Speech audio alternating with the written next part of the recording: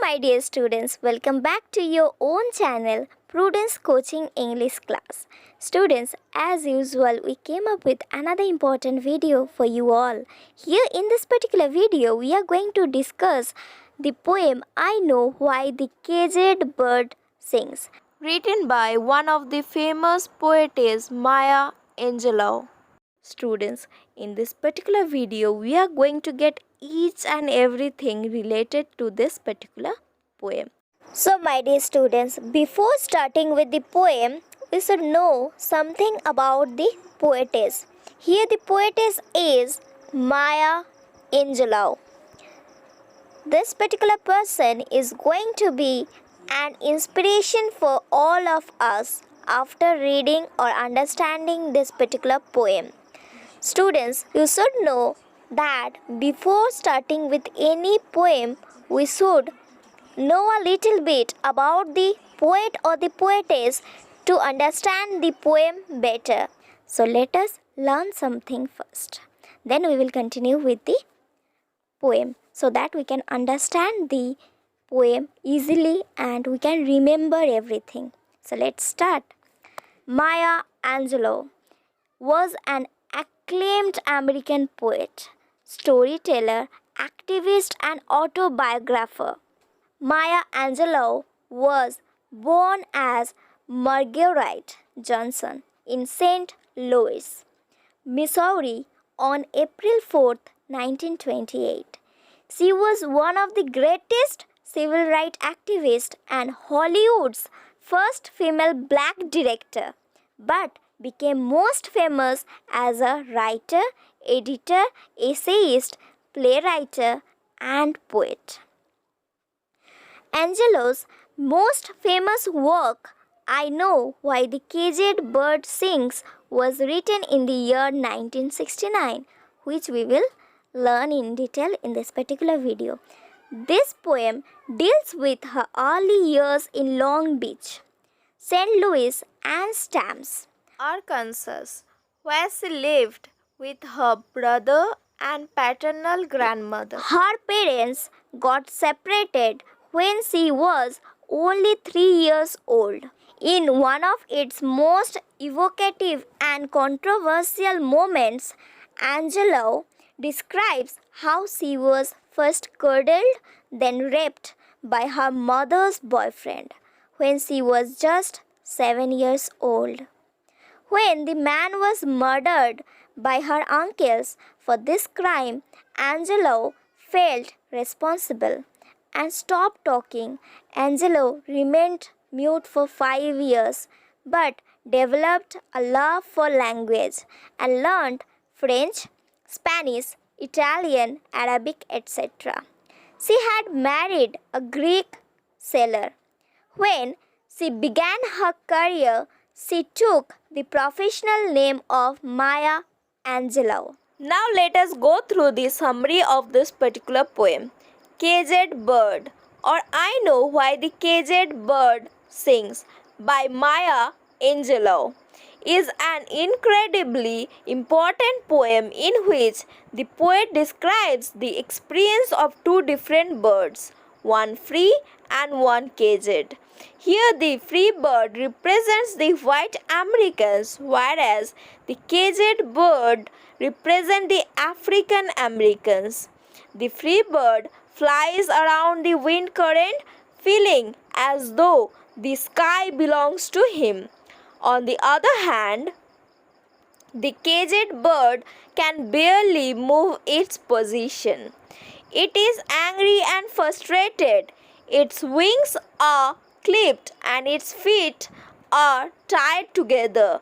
All it can do is sing fearfully of the things it wants and does not know. It sings for its freedom, and everyone, even those far distant, can hear its song. All the while, the free bird is focused on the breeze, the sounds the trees make, the worms in the ground he is planning to eat. Once more, the speaker reiterates the fact that the birds feel as though it owns the sky. The poem concludes with the caged bird singing once more as the poetess entirely repeats the third stanza. So let's start with the poem I Know Why the Caged Bird Sings, written by Maya Angelou. Students, first we will read this particular stanza. We will go through the words given. We will learn the meaning of the words. After that, we will give you the stanza-wise summary. So let's start with the reading. A free bird leaps on the back of the wind and floats downstream till the current ends, and dips his wing in the orange sun rays and dares to claim the sky. Here, the word free bird stands for a white American who is entirely free in every way. As a white American has no restriction in its life, similarly, we can compare the white American as a free bird which has no restriction in flying. Leaps. Leaps means springs free from the ground. So as we know, if a bird is free, it is not caged, can fly very easily from the ground, and it will not be restricted in the ground. Next we have on the back of the wind. That means it flies in the direction of the air current. For example, as we know, if we move or if we are just traveling in the way the air is blowing or the strong wind is blowing, our speed will be increasing. But if we try to walk or run in the opposite direction of the wind flowing, then our speed will be restricted. Our speed will be slower than the usual speed. So here the free bird is flying in the direction of the air current. Next we have floats downstream till the current ends. That means it floats downward to where the current of the stream ends and the wind is calm. Next we have downstream, means towards the mouth of the stream. Next we have current, means the flow of the air. Next we have the word dips, that means immerses. And lastly we have dares to claim the sky, that means the bird reveals its authority over the entire sky, means the bird shows its power over the entire sky.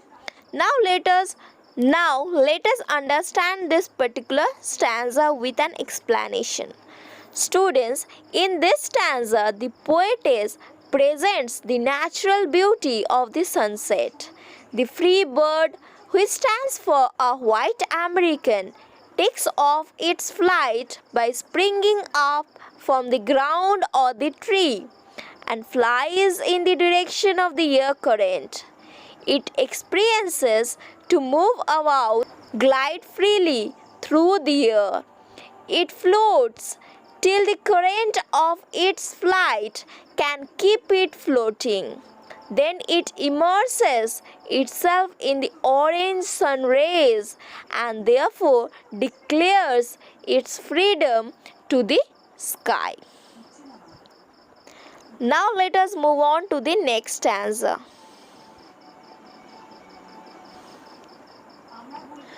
But a bird that stalks down his narrow cage can seldom see through his bursts of rag. His wings are clipped and his feet are tied, so he opens his throat to sing. Here the word stalks means moves within a very little space. Narrow cage means a place where there is a very little freedom. Seldom means hardly or never. Bars means it refers to the bars of the cage wherein the birds are restricted or kept in. Rag means fury or anger. Next we have clipped, that means snapped. Now let us go through the explanation of this particular stanza. In this particular stanza, the poetess brings to us the pathetic and miserable state of the caged bird, which stands for the black American. The caged bird cannot move freely. It has its limitation of its freedom. It has to move within a very short space as the restrictions are put on it. The caged bird can hardly ever see what lies beyond its cage. In other words, it can never get opportunity to see the outside world. Whenever it sees its clipped wings and tired feet, it shows great fury for the tyrannical attitude of the world. But it seems helpless. It can do nothing to raise its voice through singing. No one can stop it from singing.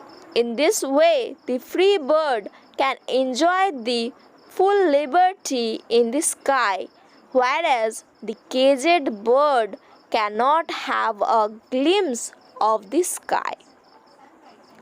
The caged bird sings with a fearful thrill of things unknown, but long for still, and his tune is heard on the distant hill, for the caged bird sings of freedom.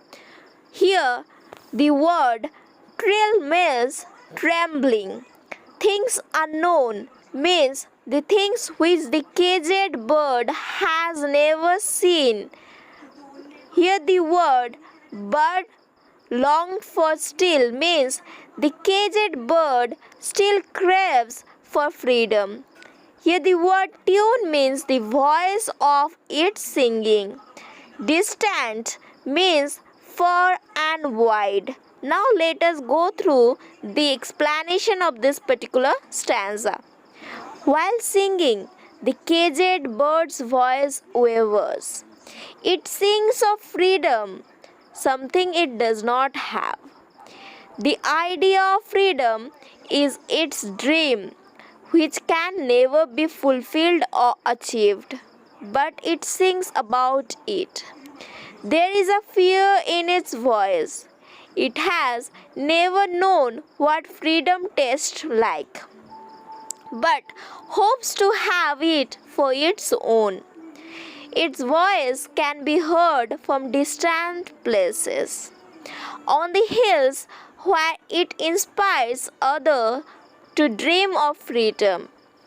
The caged bird does not sing of sadness, but of hope, inspirations, and of freedom. Next stanza. The free bird thinks of another breeze, and the trade winds soft through the sighing trees. The fat worms waiting on a dawn bright lawn, and he names the sky his own. Here, the word another breeze means another current of air for another flight.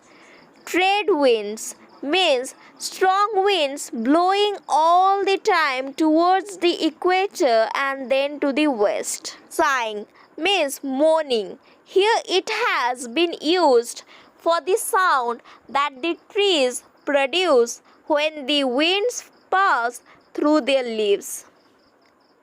Next we have fat worms means delicious food that the free bird enjoys at its will. On a dawn means at the sunrise. Bright lawn means the lawn which is brightened with the mild sun rays of the sunrise. Now let us get the explanation of this particular stanza. While making the difference between the two birds, the poetess moves back to the unrestricted movement of the free bird, which represents the community of the white people. after making its first flight in the sky, which it claims to be under its own possession. It thinks to take another flight with another breeze because it does not seem to be satisfied with its first flight and shows more greediness for another.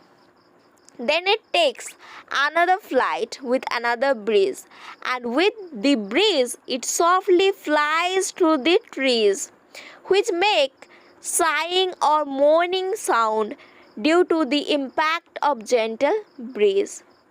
Then, at the sunrise, it comes down in the green lawn, which is brightened with the gentle rays of the sunrise. Then it enjoys the fat worm waiting for it in the bright lawn. After satisfying its hunger with delicious food, it again takes a flight to the sky.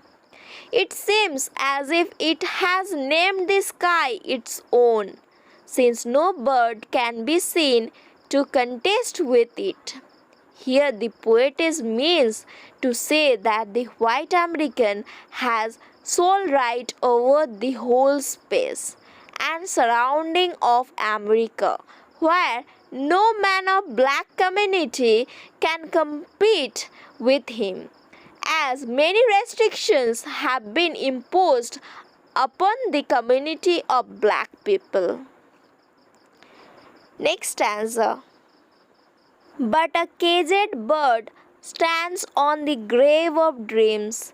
His shadow shouts on a nightmare scream.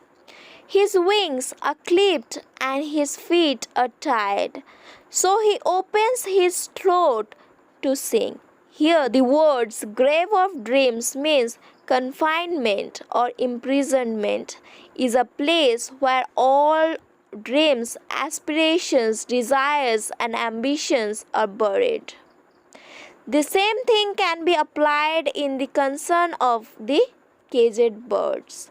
Nightmare means a dream which makes one frightened during one's sleep. Scream means cries out in fear. Now let us get the explanation of this particular stanza. The caged bird is aware of the fact that it cannot enjoy the flight in the sky, as it is not free, but a captive, a prisoner. Thus, it stands waiting on the grave of dreams. The cage shatters all its dreams and aspirations. Hence, it means the cage is called a grave of all its dreams. The shadow that the caged bird sees of itself makes it scream as it realizes looking out its own shadow, that is, wings are clipped and feet are tired. Life for the caged bird is nothing less than a nightmare. It has no choice other than singing high in the voice. It wants to keep its voice far and wide through the song. It has still last ray of hope of its freedom. Its faint hope, which is somewhat eternal, keeps it awake to carry on its flight against its confinement. Next stanza. The caged bird sings with a fearful thrill of things unknown but longed for still. His tune is heard and the distance hill, for the caged bird sings of freedom. This stanza is the repetition of the third stanza, emphasizing on the pathetic state of the caged bird. This refrain, recurring as a stanza, justifies the bird's determination to keep going after its dream of freedom. Moreover, the caged bird chooses to sing as this is the only freedom available to it, that is, can enjoy without any restriction. Its wings are clipped, feet are tired, but its throat is not choked yet. This is something the poetess has felt at heart, and that's why she uses the title I Know Why the Caged Bird Sings. My dear students, with this we come to the end of this particular video. If you find the content of this video helpful, then like, share, subscribe this channel. Also click on the bell icon to get regular update from this particular channel. Students, don't forget to like the video. It motivates us for the next video.